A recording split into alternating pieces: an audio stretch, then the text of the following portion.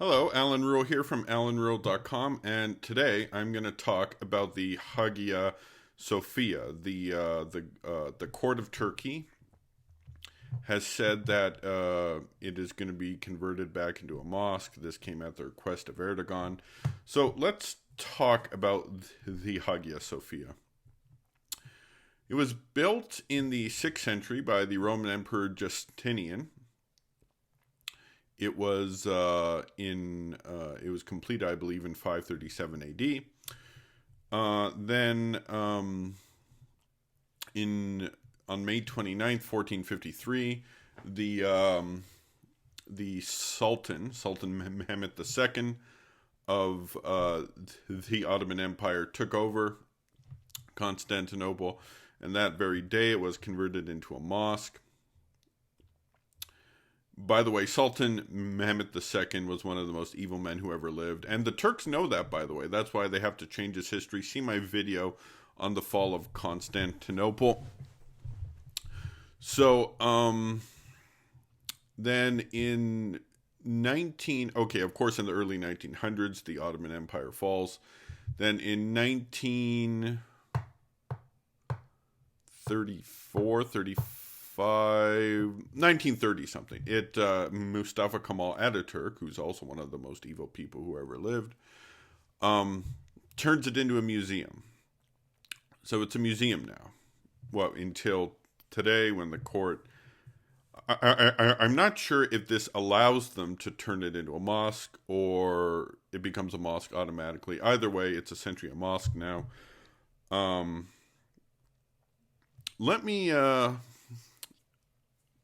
I do want to say some things about Turkey.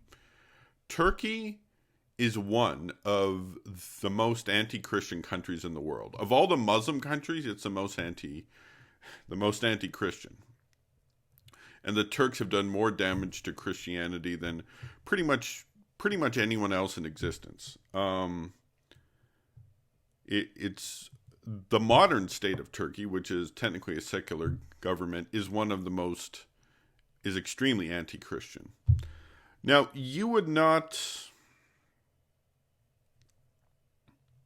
Okay, let's go back.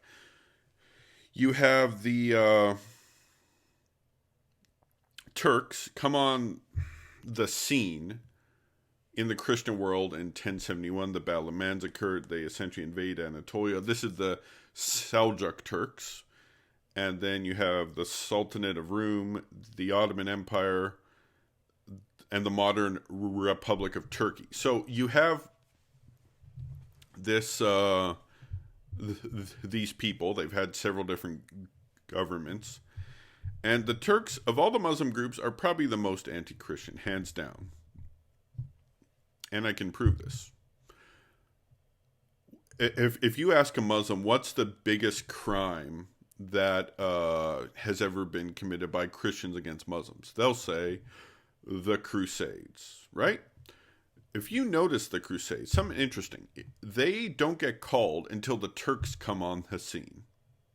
Keep in mind that they had been, you have the jihad of the Arabs from 632, which essentially stopped in 732, and then you have other things. And as bad as this was not worthy of calling a crusade. But once the Turks come on the scene, things change. It's a new ballgame once the Turks are on the scene. You have, and today, of all the Muslim countries, the country of Turkey is the most intolerant. Although it's technically, you would never know this because it's technically a secular country on paper anyway. And as a Turk, if you're a Turk in Turkey, you're legally allowed to convert to Christianity. You're legally allowed to. You're also legally allowed to do missionary work there. So I mean, whoa, isn't this a modern, tolerant country? You would think so, but no. Turkey is one of the most anti-Christian countries in the world. For example, in 2006, a Catholic priest was murdered there. In 2007, a Catholic bishop was murdered there. It's not a nice place, you know. This is the stuff you'd expect in ISIS, you know. But this is modern day Turkey, very anti-Christian country. And the Turks have been essentially, the Turks have done so much damage to the Christian faith over the years. The Arabs had 100 years of jihad, 632 to 732. The Turks were jihading since the Battle of Manzikert in 1071 until about like 1700. That's 600 years of jihad. 600 years. Boy, they trounced the Arabs. The Arabs have 100 years of jihad, and then it's like, we're done.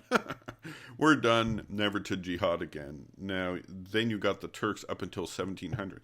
And although Turkey in the last 100 or 200 years has secularized, it is still equally anti-Christian, if not more anti-Christian. Fast forward to today. You have the Hagia Sophia, which has been a museum since 1935, I think. And you have the president, who's a devout Muslim, wants to convert it back into a mosque. And it's going to happen. Now, why does he want to convert it back? Let's just ask the question. It's not like... First of all, I think that Istanbul is the most secular city in Turkey.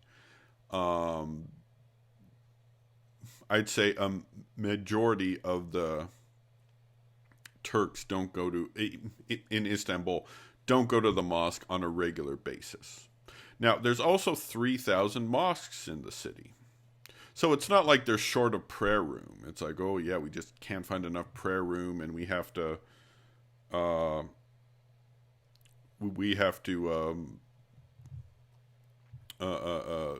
use this or else we won't have people have to pray in the streets. No, it's not like that. This is a victory trophy. If you're a Muslim Turk, it's kind of like, victory over the Christians. Or if you're more of a secular nationalist, it's like victory over the Greeks. It's a trophy. Now, this is stolen property, let's be honest. They never built this building. They conquered this building. It's not like the Greeks just say, take our glorious church and convert it to a museum or a mosque or a car dealership or whatever, This was conquered. Now a lot of people, I'm just going to point this out, a lot of people say, well, the Christians are guilty in Spain. They took the Mosque of Cordoba and converted it, and other mosques. No, those were built by a foreign occupier. They were built by a foreign occupier, and when the Spanish took their land back, they got the buildings built on it. Just like in Iraq, all the buildings that the American soldiers have built, the Iraqi people get or will get eventually. Foreign occupiers, guys. Learn the difference. Now, let's talk about this thing with Hagia Sophia. A lot of people are complaining. A lot of Americans are complaining. Senators, Pompeo, and then Erdogan's like, stay out of our business. This is our thing. And which is, to a certain extent, true. I think there's a lot of people that have no dog in the race talking about this. Why are the Americans talking about it? Why are the Russians talking about it? The Greeks, I understand, because it was their building. So I do understand their complaints. But like all these other countries are saying, this is intolerant. But yeah. Now, the question is this really as bad as people say? Alan, how can you condone this? First of all, right now, or at least yesterday, that building was a museum. Now it's a mosque. Now, this building was not built to be a museum any more than it was built to be a mosque, than it was built to be a car dealership or an armory or a convenience store, for that matter. It's a church. It was built as a church, and so like I kind of see it. It's still stolen property. It's not like they were debating, should we return it to the Greeks? No. It's either going to be a stolen museum or a stolen mosque. So that's it's equally stolen either way. So they're like, this is so insensitive. Well, I think it was insensitive being used as a museum. It's stolen. Okay. Now,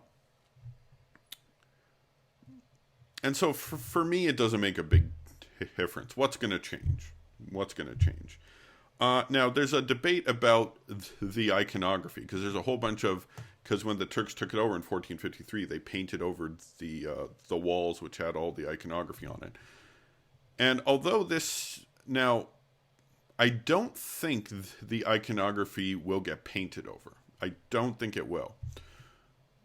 I could be wrong, but I don't think it will, which will be laughable, really, because they'll be like, this is our mosque. We pray in it with a bunch of Byzantine iconography. And if they do paint it over, it seems like a tragedy, right? I mean, I have icons. Look at that. I got that Saint Athanasius there. I'm sure the Muslims love him, the defender of the Trinity. There's Pope Clement, Saint Vladimir, John Chrysostom, and Saint Gregory of Nazianzus. So you have this, all this iconography, and if it does get painted over, is it going to be a tragedy? Well, yes and no, because the iconography right now is not being used for why it was put there. It's being used for a museum to raise tourist dollars. It's not being used for prayer. It's not being used on concentrating devotion to God. It's just iconography there. It's not being used. So yeah, it's a tragedy, but it's a tragedy now. So I mean, at the end of the day, I don't think it's a disaster if it gets covered up. No more than a disaster that it is now. And if it ever becomes a church down the road, the iconography can always be recovered again. Now, I think it's horrible, mosque and museum. I think it's equally horrible. I showed this to my friend, and he's like, yes, a museum is horrible, but a mosque is even worse. And I guess I can respect that opinion, but my friend Jackie Shea, who I've had for an interview on this thing, she comes from a Greek and Turkic background. And she is going to, she'll probably come on again to talk about the election, closer to the election date. But she said something interesting to me. She had texted me this.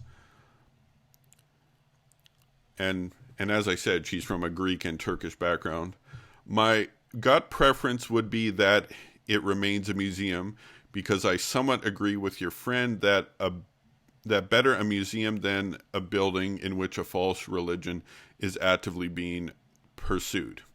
At the same time, I have less concern about it since it was already being used as a mosque for such a very long period before it became a museum. At that point, the damage has pretty much already been done. So much of its Christian heritage has already been altered. And that's true. You know, I think the damage is done. Christianity in Constantinople is essentially destroyed. There's about 3,000 Greek Christians left in the city. But in terms of ones that are like active, it's probably like only 200 or 300 who are active in the faith. And that's why essentially the Patriarchate of Constantinople survives pretty much on foreign donations at this point. So what do I say? Christians, send missionaries to Turkey. I mean, if you want to see this become a church again, it's only going to happen when the Turks convert. Turks aren't going to give their loot back. It's going to be in Turkish possession for all eternity, unless we convert the Turks. It's still in Turkish possession then, but they will use it as a church. So convert the Turks. American evangelicals, go to Turkey. I know you guys like going to Catholic countries because then you don't have to teach them who Jesus is or why the Bible's authoritative, but just learn a language, learn Islam, and go to Turkey. Muslims. I got a treat for you, Muslims. I'm going to quote from your favorite person in the world, Mohammed. It's a hadith from Sahih Muslim 2897. And it says, Abu Hurairah reported, Allah's messenger is saying, the last hour would not come until the Romans would land at Alamak or in Dabiq. An army consisting of the best soldiers of the people of the earth at the time will come from Medina to counteract them. When they will arrange themselves in ranks, the Romans would say, "Do not stand between us and those Muslims who took prisoners from amongst us. Let us fight with them." And the Muslims would say, "Nay, by Allah, we would never get aside from you and from our brethren, that you may fight them." They will then fight, and a third of the army would run away, whom Allah will never forgive. A third, which would be constituted of excellent martyrs in Allah's eye, would be killed. And the third, who would never be put on trial, would win, and they would be conquerors of Constantinople. And as they would be busy in distributing the spoils of war among themselves after hanging their swords by the olive trees, the Satan would cry, "The Dajjal has taken your place among your family." They would then come out, but it would be of no avail. And when they would come to Syria, he would come out while they would be still preparing themselves for battle, drawing up the ranks. Certainly the time of prayer shall come, and then Jesus, peace be upon him, son of Mary, would descend and would lead them. When the enemy of Allah would see him, it would disappear just as the salt dissolves itself in water. And if he, Jesus, were not to confront them at all, even then it would dissolve completely. But Allah would kill them by his hand, and he would show them their blood on his lance, the lance of Jesus Christ. So that's how Muhammad said it would all go down. Obviously, this didn't happen. So Muslims should probably hate Sultan Mehmet the Conqueror, apart from the reasons I've already given in my last video. I mean, the Turks know he's an evil guy. That's why they have to change his life. But he went against Muhammad. Muhammad said the army was from Medina. And Sultan Mehmet's army was from Anatolia. In fact, Medina didn't even become part of the Ottoman Empire until 1517, which is 60, 70 years too late. So, if I was a Muslim, I would not like Sultan Mehmet the Conqueror. On top of that, all the stuff afterward that was supposed to happen and didn't happen. Obviously, I'm not a big... if I was a Muslim, I wouldn't be a fan of that. So, for me, I don't think the Hagia Sophia thing matters. The tragedy didn't happen today. The tragedy happened in 1453. So, yeah, that's all I want to say. Muslims, I'll put the hadith reference below. And enjoy the loot, and God bless.